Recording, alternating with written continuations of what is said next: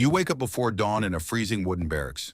Your hands are calloused, your back aches, and you haven't seen your family in months. Welcome to being a samurai, except you're not really a samurai yet. You're an ashigaru, a foot soldier, and the actual samurai treat you like disposable furniture.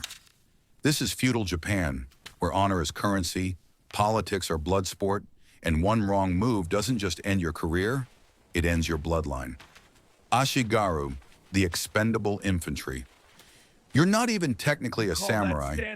You're an ashigaru, a peasant conscript given a spear and told to stand in formation until someone kills you or the war ends. You didn't volunteer for this. Your village was required to send men, and you drew the short straw. Your equipment is whatever the clan could scrape together. A bamboo spear, maybe some basic armor if you're lucky. Definitely no sword. Swords are for actual samurai, and you're not that. You're the meat shield they put between the enemy and anyone who matters. Training is brutal and humiliating. Samurai officers scream at you in a language that's technically Japanese, but might as well be alien. You drill in formation for hours. You practice being stabbed with wooden poles. You learn that your primary military function is to absorb arrows meant for someone more important. You eat rice and whatever else is available, which is often nothing. You sleep in mass barracks with 50 other ashigaru who smell exactly as bad as you do. There's no privacy, no comfort, and no dignity. You're basically a medieval temp worker, except the job is dying for strangers. When battle comes, you're in the front lines with a spear you barely know how to use. The samurai are on a horseback behind you, looking impressive and making tactical decisions while you try not to get your face cut off. If you survive, you get to do it again tomorrow. If you don't, your family gets a polite letter and nothing else. The worst part? You're doing this for honor, except the honor isn't yours, it's your lord's. You're an accessory to someone else's reputation. And if you die well, maybe your village gets slightly lower taxes next year. Maybe. Gokunin, the entry-level samurai. You survived, somehow, and because you didn't embarrass yourself too badly, you've been elevated to Gokunin, a low-ranking samurai. You finally get a sword. You get to call yourself samurai. You also get a whole new set of problems. You're given a tiny plot of land that produces barely enough rice to survive. You're expected to maintain your own weapons and armor, which costs more than your income. You're also expected to show up for military service whenever your lord demands it, which is often, and you're not paid extra for this. It's like being an unpaid intern, except you already have the job, and this is just how it works forever. The social pressure is crushing. You're samurai now, which means you have to act like it. You can't show weakness, you can't complain. You can't admit you're struggling financially, even though everyone at your rank is struggling financially. You're in debt to merchants you publicly disdain because samurai aren't supposed to care about money. But you do care because you're starving. You're also locked in vicious competition with other Gokunin. Everyone's trying to get noticed by higher-ranking samurai. Everyone's trying to prove they're more loyal, more skilled, more deserving of promotion. It's medieval corporate ladder climbing, except instead of PowerPoint presentations, you're demonstrating your worth by how effectively you can kill people. The honor code, Bushido, is suffocating. You're expected to be ready to die at any moment for your lord. Not metaphorically, literally. If your lord casually mentions that someone should go do a suicide mission, you're supposed to volunteer enthusiastically. If you don't, you're a coward.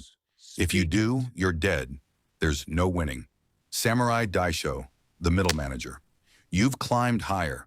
You're a samurai daisho now, a proper samurai with both swords, real authority, and actual respect.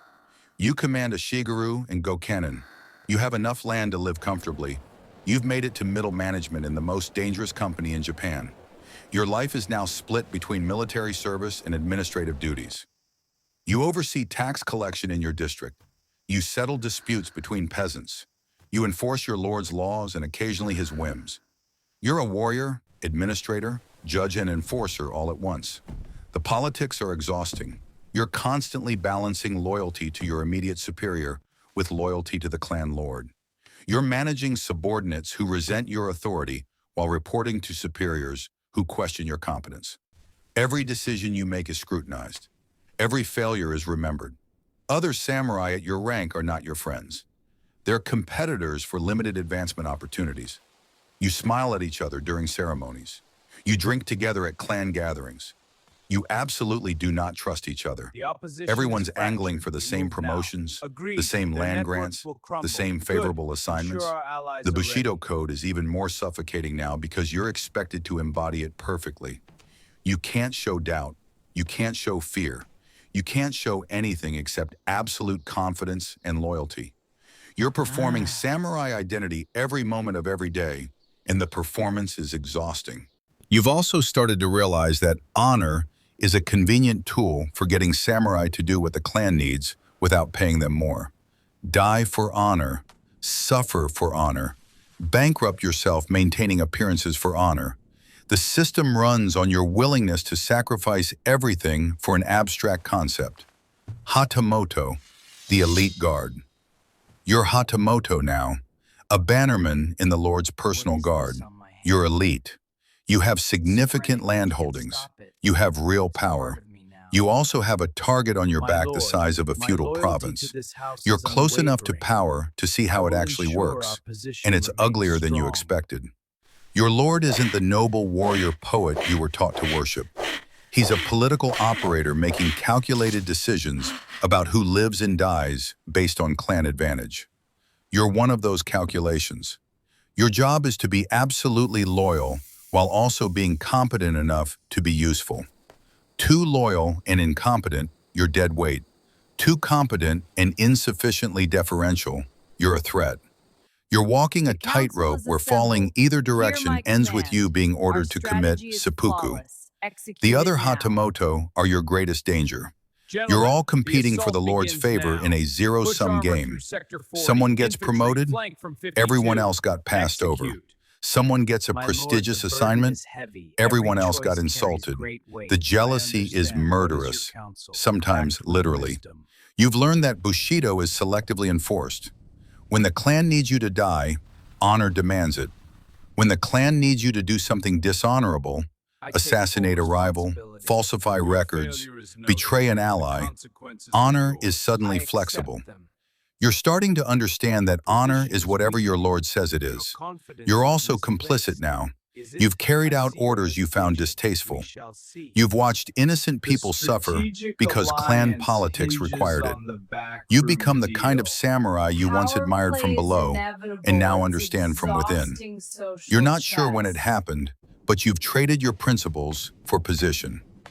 Karō, the chief retainer. You're Karō, the chief retainer, the Lord's right hand, the highest position a samurai can reach without being born into it. You've made it. You command armies. You advise your Lord on everything from warfare to economics. You have wealth, power, and respect. You also have no peace.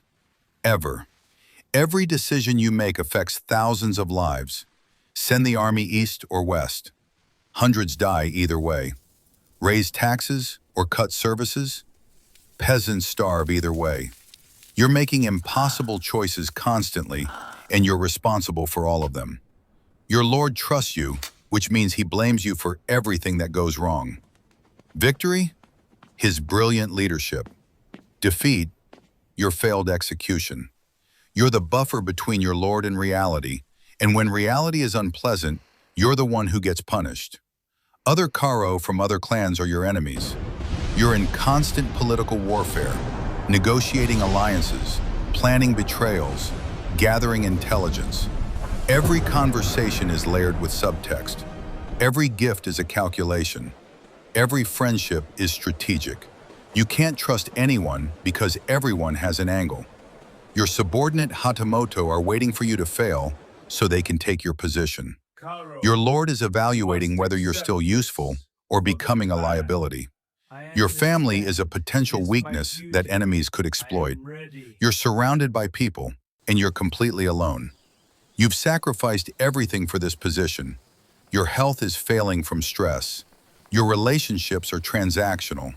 Your conscience is buried under decades of moral compromises.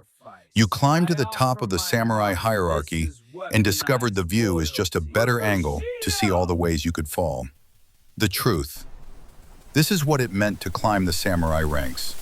From expendable ashigaru to isolated karō, every level demanded sacrifice. Most never made it past the bottom. Those who climbed paid in blood, sanity, and soul. The samurai weren't noble warriors living by an ancient code.